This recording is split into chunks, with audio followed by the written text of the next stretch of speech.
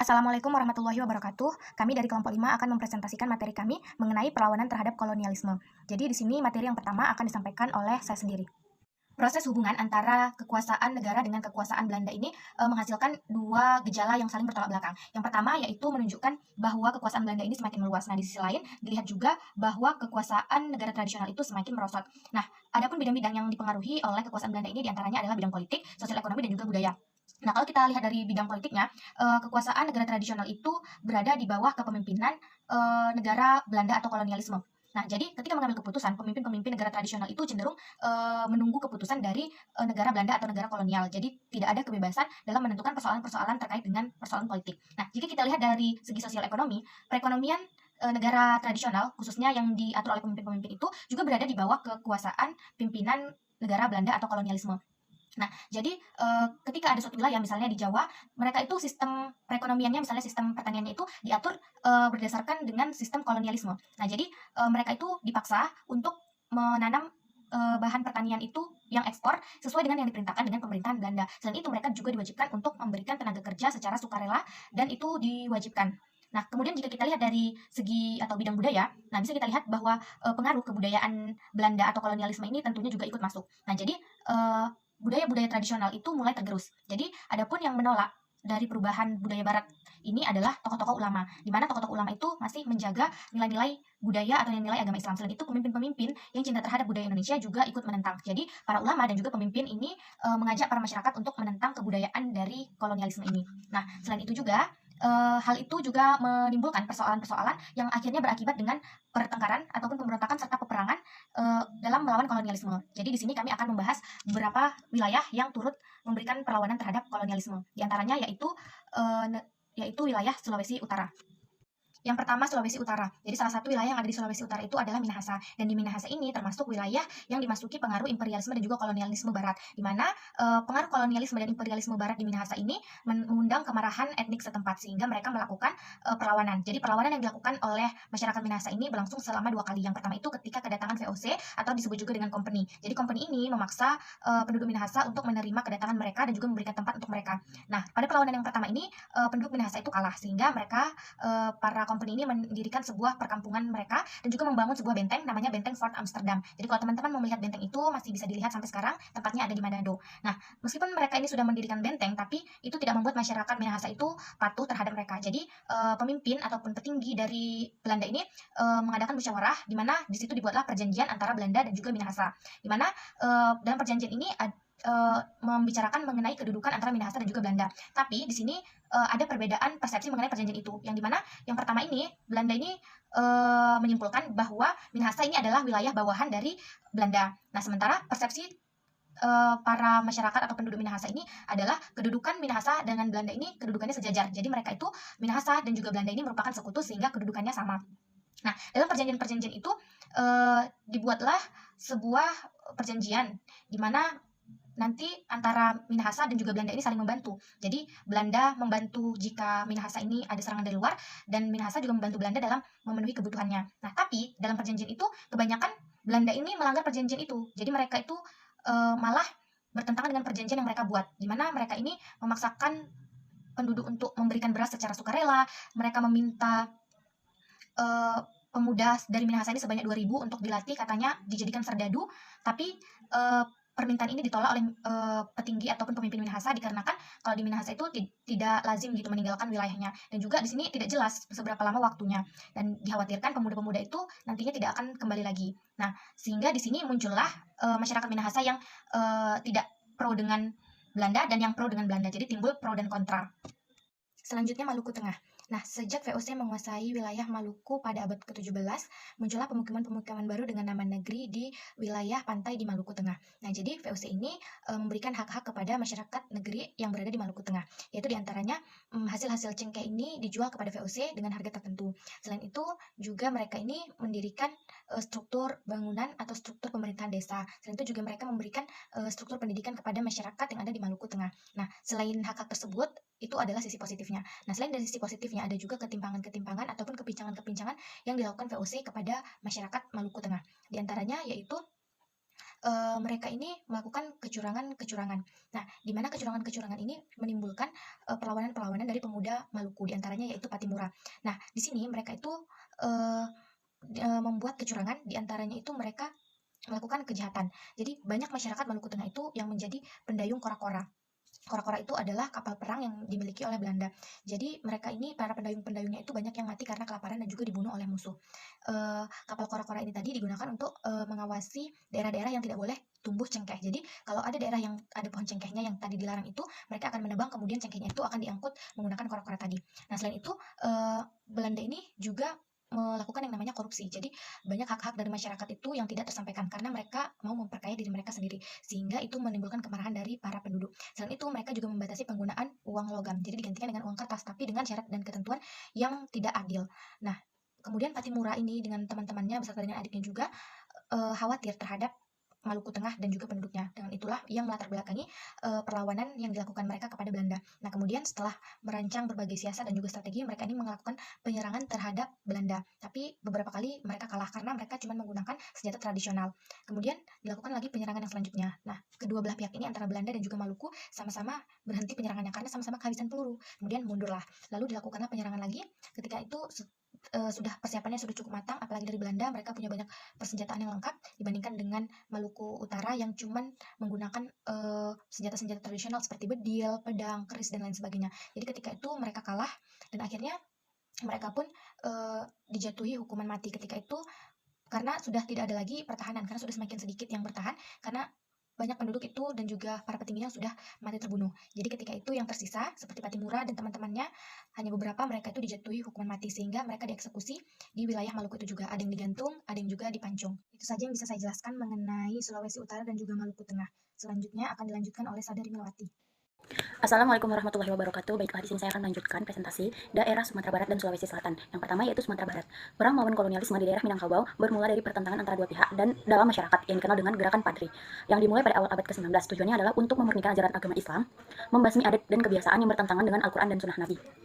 Arti istilah padri tidak begitu jelas. Pengikut-pengikut gerakan padri memakai pakaian jubah putih, sedangkan kaum adat memakai kain hitam. Ketika orang-orang Minangkabau mulai memeluk agama Islam, pada pertengahan abad ke-16 terdapat dua cara hidup yang berdampingan secara damai, adat lama dan syarak. Islam sama-sama dihormati, keduanya mendapat tempat dalam masyarakat Minangkabau sampai timbul pepatah yang mengatakan adat basandi syarak, syarak basandi adat. Golongan adat dan golongan syarak bekerja sama dan melengkapi satu sama lain. Namun pada masa selanjutnya kerjasama ini nyata tidak abadi, keadaan pun berubah. Jalannya peperangan ini dapat dibagi dalam tiga masa. Yang pertama yaitu berlangsung antara 1821 sampai 1825, ditandai dengan meluasnya perlawanan rakyat ke seluruh daerah Minangkabau. Masa kedua adalah antara tahun 1825 sampai 1830, ditandai dengan meredanya pertempuran karena Belanda berhasil mengadakan perjanjian dengan gerakan kaum Padri yang mulai melemah. Ketika itu pihak Belanda memusatkan perhatiannya pada perang di Ponegoro di Jawa. Masa ketiga antara tahun 1830 sampai 1838, ditandai dengan perlawanan Padri yang meningkat dan penyerbuan Belanda secara besar-besaran. Kemudian diakhiri dengan tertangkapnya pemimpin-pemimpin Padri. Akhir perang, pada akhir tahun 1834, Belanda baru dapat memusatkan kekuatannya untuk menyerang Bonjol setelah jalan-jalan yang menghubungkan Bonjol dengan daerah pantai dikuasai oleh Belanda. Pada akhir September 1834, pasukan Belanda menyiapkan pasukan besar untuk mulai menyerang Bonjol. Dilihat dari gerakan-gerakan militer yang dilakukan Belanda mulai tahun 1835, tampak jelas bahwa kekuatan militernya sebagian besar dikerahkan untuk meruntuhkan kekuatan kaum Padri di Bonjol. Kesulitan yang diderita oleh kaum Padri di Bonjol berawal dengan ditutupnya jalan-jalan penghubung dengan daerah lain oleh pasukan Belanda. Pada tanggal 11 sampai 16 Juni tahun 1835, sayap kanan pasukan Belanda telah berhasil menutup jalan yang menghubungkan Benteng Bonjol dengan daerah sebelah barat. Gangguan-gangguan dari pasukan Belanda dilakukan untuk mengacaukan penghuni Benteng Bonjol. Pada tanggal 16 Juni 1835, Benteng Bonjol telah ditembaki meriam Belanda dan seterusnya. Pada tanggal 21 Juni, kubu pertahanan Belanda maju lagi mendekati Benteng Bonjol. Dalam pertempuran yang terjadi tanggal 11 Juni 1835, Belanda telah kehilangan 23 serdadu tewas dan 139 luka-luka. Sedang di antara pasukan bantuan terdapat korban 7 orang tewas dan 85 orang luka-luka. Pada Agustus 1835, bukit yang terletak di dekat bukit terjadi telah jatuh ke tangan Belanda. Secara umum, perlawanan kaum Padri dapat dipatahkan pada akhir tahun 1838. Dengan demikian, kekuasaan Belanda telah tertanam di Sumatera Barat. Jalannya perang, pada tahun 1824, Belanda mengirimkan ekspedisi militernya ke wilayah Supa dan Tanete. Belanda berusaha untuk menaklukkan negara-negara ini dengan kekerasan. Kehendak yang demikian disambut oleh Tanete di bawah pimpinan rajanya yaitu Lapatau. Pada tanggal 16 Juli 1824, pasukan Belanda di bawah pimpinan De Stuart telah mendarat di dekat Aceh, sebuah tempat di sebelah utara muara sungai Pancana. Rakyat Tanete di bawah pimpinan Raja Lapatau mencoba mempertahankan wilayah kerajaannya dari serangan tersebut, tetapi mereka gagal karena kekuatan yang tidak seimbang dan alat persenjataan Belanda yang lebih baik. Di dalam pertempuran itu, 3 orang serdadu Belanda tewas, salah seorang diantaranya dengan pangkat letnan. Ketika Raja Lapatau mengetahui ketidakseimbangan pedalaman yang lebih aman, tahta kerajaan diserahkan kepada seorang saudara perempuan yang bernama Daeng Taning Sanga. Raja ini diakui kekuasaannya oleh Belanda karena bersedia menandatangani perubahan perjanjian Bongaya seperti yang dikehendaki oleh Belanda. Dengan demikian, negara Tanete dikuasai oleh Belanda untuk menjaga perlawanan yang mungkin timbul lagi. Belanda mendirikan pos-pos di tempat-tempat yang strategis seperti di pantai sebelah selatan Sungai Pancana dan benteng-benteng di Mangle Segeri. Di daerah Supa, para pasukan kerajaan yang dipimpin oleh rajanya yang bersiap untuk menghadapi kedatangan pasukan Belanda pada tanggal 14 Agustus 1824, pasukan-pasukan Belanda di bawah pimpinan Letnan Laut Buys mendarat di Pare-Pare, yaitu kota pelabuhan yang terletak beberapa kilometer atau sebelah selatan dari Supa. Kedatangan mereka disambut oleh pasukan Supa dengan perlawanan yang kuat.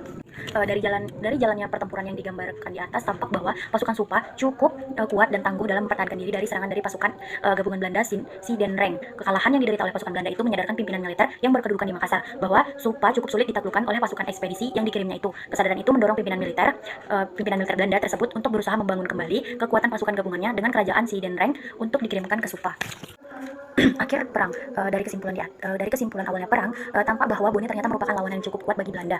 Oleh karena itu, tidak mustahil jika Belanda akan melakukan pengiriman ekspedisi militer besar-besaran untuk mengalahkan perlawanan yang dilakukan oleh pasukan Bone tersebut. Di lain pihak, kerajaan Bone berusaha sekuatnya untuk menghadapi perluasan kekuasaan Belanda di Sulawesi Selatan. Karena itu akan berarti membahayakan kemerdekaan kerajaan-kerajaan Bumi Putra di Sulawesi Selatan. Bone sebagai penghalang utama dalam usaha perluasan kekuasaan Belanda di Sulawesi Selatan disadari sepenuhnya oleh pemerintah pusat kekuasaan Belanda di Batavia. Salah satu faktor yang memperlemah kekuatan Bone ialah diserahkannya kedudukan Raja Tanete kepada seorang raja perempuan yang berpihak kepada Belanda. Dengan demikian, Tanete sebagai sekutunya Belanda dengan Sidenreng dan Tanete sebagai sekutunya Belanda mengharapkan akan dapat mengimbangi kekuatan dari negara-negara lainnya yang menentangnya seperti Supa, Sageri, Labakang, dan Pangkajene. Negara Sageri juga tetap melakukan perlawanan terhadap penduduk Belanda. Salah seorang pemimpin perlawanan yang terkenal dan sangat disegani ialah Lasamegu Daeng Kalabu. Akan tetapi, pada akhirnya perlawanan ini berhasil dipatahkan oleh kompani Belanda. Demikianlah gambaran perlawanan-perlawanan yang dilakukan oleh kerajaan-kerajaan di Sulawesi Selatan sepanjang abad ke-19. Dari gambaran tersebut, tampaklah kepada kita bahwa sepanjang usaha penanaman kekuasaannya di wilayah Sulawesi Selatan, Belanda telah menghadapi sekian banyak perlawanan, baik yang dilakukan secara besar-besaran maupun kecil-kecilan. Usaha perlawanan ini tetap berlangsung sampai pada akhir ke-19 dan awal abad ke-20. Misalnya seperti apa yang dilakukan oleh Lasinrang dari kerajaan Sawito dan Pongtiku di Tanah Toraja. Demikianlah yang dapat saya jelaskan. Saya kembalikan kepada moderator. Baiklah, saya akan menjelaskan materi tentang Jawa Timur dan Jawa Tengah. Yang pertama itu tentang Pangeran Diponegoro. Dalam menuarnya, Diponegoro berkisah tentang dirinya, mengapa melakukan pemberontakan terhadap Sultan Yogyakarta. Pada suatu hari, tanggal 21 Ramadan, tatkala sedang bersemadi, beliau mendapat perintah dari Ratu Adil. Peristiwa tersebut merupakan monolog batin Diponegoro antara ambisi dan keraguan. Sejak ayahnya memegang kekuasaan, ia sangat prihatin dan malu terhadap terjadinya konflik suksesi antara kakeknya yang sangat taat agama dengan adat istiadat keraton. Sejak peristiwa itu, ia meninggalkan aktivitas di keraton. Ia hanya melakukan audiensi dengan ayahnya pada hari-hari besar seperti Garebek, Maulud, dan Hari Raya. Ia menilai bahwa kakeknya merupakan orang yang suka melanggar peraturan, suka melanggar hukum, dan tidak menepati janji. Pergaulan Ponegoro yang sangat luas dengan komunitas santri dan petani memudahkan dia memperoleh simpati, dukungan, serta pengakuan legitimasi kepemimpinannya oleh masyarakat sebagai pimpinan yang legal. Ia juga berhubungan baik dengan para pemimpin bawahannya itu dengan Demang, Bekel, serta kiai dan ulama. Yang kedua yaitu jalannya perang. Tatkala Van Salis digantikan oleh Smiasers pada tahun 1823, kondisi politik sangat menguntungkan Diponegoro. Tanpa diketahui alasannya, ternyata si Smiasers sangat membenci Diponegoro. Ketiadaan kepemimpinan yang berwibawa di lingkungan keraton membuat para pejabat Belanda berbuat semaunya terhadap pejabat kesultanan. Mereka tidak lagi menghormati adat istiadat Jawa. Pada tanggal 20 Juli 1825, terjadi kekeliruan residen yang menjadi awal terjadinya peperangan. Pasukan muncul dengan maunya terhadap pejabat kesultanan. Mereka tidak lagi menghormati adat istiadat Jawa. Pada tanggal 20 Juli 1825, terjadi kekeliruan residen yang menjadi awal terjadinya peperangan. Pasukan muncul dengan jumlah 50 orang dengan maksud menangkap Diponegoro. Dalam waktu sekejap Tegal Rejo dikepung dan dikekang, tetapi pengikut Diponegoro menyambut dalam perlawanan. Karena Diponegoro telah mengetahui hal tersebut, maka dia melarikan diri ke markas komando yang berada di kota Selarong. Tepat 2 minggu setelah penyerbuan Tegal Rejo, pasukan Diponegoro melakukan serangan umum terhadap Yogyakarta dengan kekuatan 6.000 orang yang dibagi menjadi 3 sektor. Peristiwa serangan pasukan Diponegoro mengejutkan tentara dan pemerintah Hindia Belanda. Keberhasilan Diponegoro mengobarkan pemberontakan dan perlawanan menunjukkan bahwa Diponegoro telah mempersiapkan sejak lama. Mungkin hanya itu yang dapat saya sampaikan, saya kembalikan kepada moderator. Baiklah, saya akan melanjutkan materi yang selanjutnya yaitu Bali dan Kalimantan Barat. Yang pertama, Bali. Di Bali terdapat sejumlah negara yaitu Buleleng, Karangasem, Kelungkung, Gianyar, Badung, Jembrana, Tabanan, Mengwi, dan Bangli. Negara-negara ini masing-masing mempunyai kekuasaan sendiri dan merupakan negara merdeka. Hubungan antara raja-raja di Bali dengan Belanda sebenarnya telah ada sejak abad ke-17. Akan tetapi, hubungan ini bukanlah hubungan politik. Hubungan antara raja-raja Bali dengan pemerintah Hindia Belanda baru terjadi pada tahun 1841, tak kala Raja Karangasem meminta bantuan dari pemerintah Hindia Belanda guna memulihkan kekuasaannya di Lombok. Jika dilihat isi perjanjian, tampak bahwa pemerintah Hindia Belanda berusaha untuk meluaskan daerah kekuasaannya.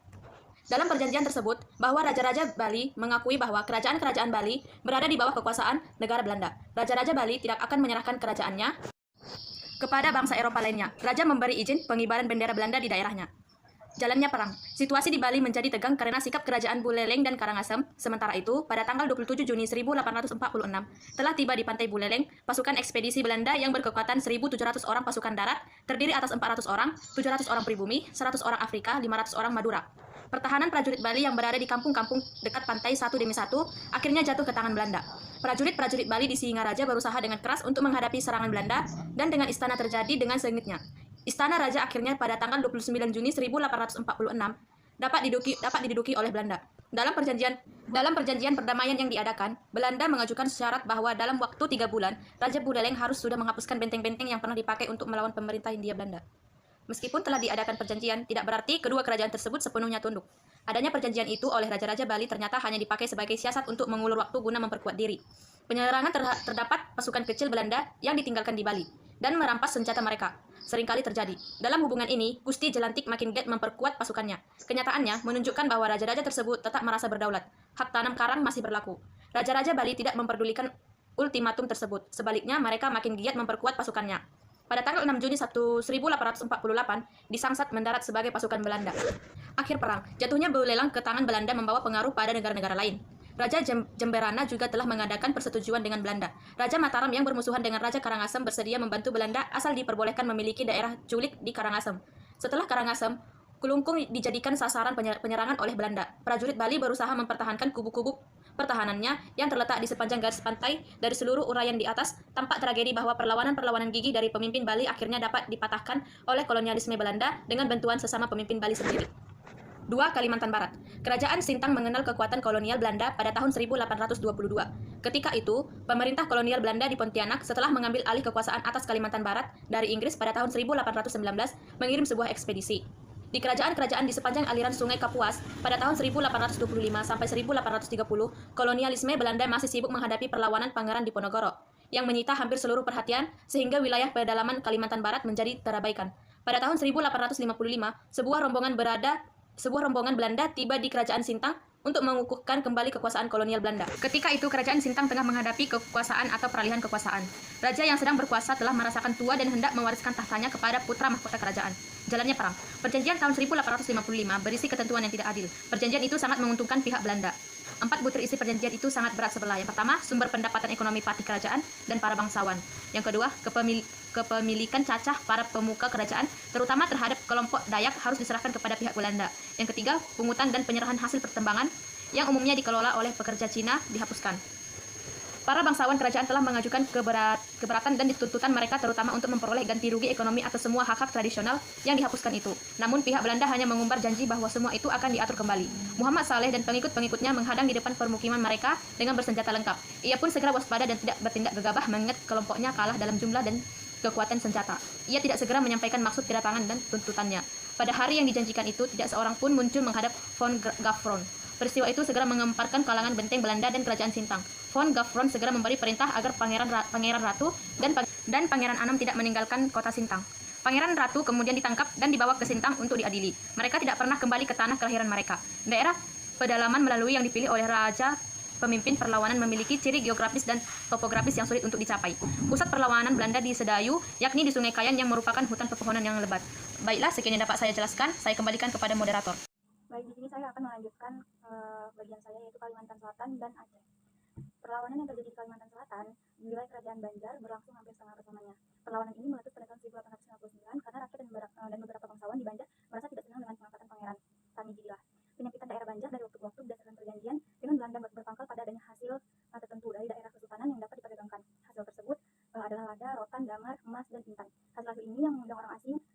dan Inggris datang ke tempat ini. Pada awal abad ke-17, datang pedagang Belanda yang dengan susah payah mendapatkan izin untuk berdagang di sana, tetapi mereka diusir karena ternyata merugikan pedagang dari Banjar sendiri. Setelah kepergian pedagang Belanda, datang pula pedagang asing lain yaitu Inggris.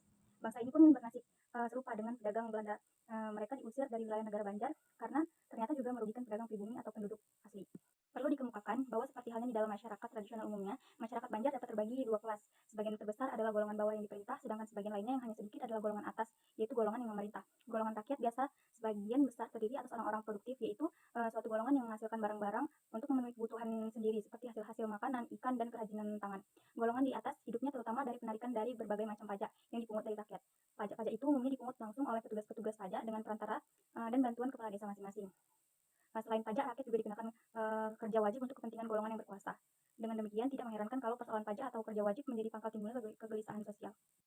Perlawanan rakyat terhadap Belanda berkobar di daerah-daerah di bawah pimpinan Pangeran Antasari yang berhasil menghimpun pasukan sebanyak 3.000 orang dan menyerbu pos-pos Belanda. Pos-pos Belanda di Martapura dan Pangeran diserang oleh pasukan Antasari pada tanggal 24 April 1859. Dalam pertempuran ini, kekuatan pasukan Demang Mahman ternyata lebih kecil dibandingkan dengan kekuatan musuh, sehingga ia terpaksa menghentikan diri karena rakyat berkali-kali melakukan penyerangan gerilya. Sementara di daerah lain, pasukan Pangeran Antasari masih tetap melakukan serangan terhadap pos-pos Belanda. Dalam pertempuran itu, pasukan Antasari dapat membunuh dan melukai beberapa orang tentara Belanda, dan kemudian Pangeran Antasari bersama pasukannya mengundurkan diri dari Ringkopatan. Mainan Antasari makin giat melakukan perlawanan lebih-lebih setelah mendengar kabar tentang pengasingan Pangeran Hidayat saudara sepupunya ke Jawa. Kelahiran dalam bertempur cukup memberi kepercayaan kepada para pengikut atas kepemimpinannya. Karena kepercayaan ini pada tanggal 14 Maret 1862, rakyat mengangkat Antasari sebagai pemimpin tertinggi agama. Setelah Pangeran Antasari meninggal, perlawanan rakyat masih terus berlangsung dipimpin oleh teman-teman seperjuangan dan putra-putra Pangeran Antasari. Belanda menyadari bahwa kekuatan perlawanan rakyat terletak pada para pemimpin-pemimpin mereka. Oleh karena itu, para pemimpin itu selalu dicari untuk ditangkap ataupun dibunuh. Akhir perang, putra-putra Pangeran Antasari antara lain Pangeran Muhammad Seman tetap melanjutkan perjuangan ayahnya. Demikian pula beberapa pejuang lain tetap melanjutkan perlawanan.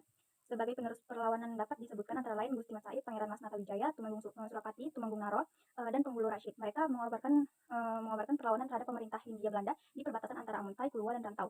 Meskipun perlawanan mereka cukup menghambat kemajuan Belanda dalam memperluas wilayahnya, pemerintah Hindia Belanda mengira bahwa dengan menyerahnya putra-putra Pangeran Antasari, daerah dusun atas dapat ditenangkan. Akan tetapi kenyataannya, daerah sekitar dusun atas tetap melakukan perlawanan.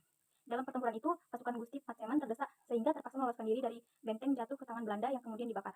Gusti Mat Seman masih terus melakukan perlawanan walaupun teman-teman seperjuangannya menyerah pada pemerintah Hindia Belanda. Perlawanannya baru berhenti setelah ia gugur pada tahun 1905. Lalu selanjutnya Aceh. Di antara perlawanan-perlawanan besar terjadi di daerah-daerah Indonesia dalam abad ke-19, perlawanan di Aceh termasuk yang paling berat dan terlama bagi Belanda. Pada waktu itu, tanggal 17 Maret 1824, sebuah persetujuan antara Inggris dan Belanda mengenai pembagian wilayah jajahan di Indonesia dan Semenanjung Malaya ditandatangani.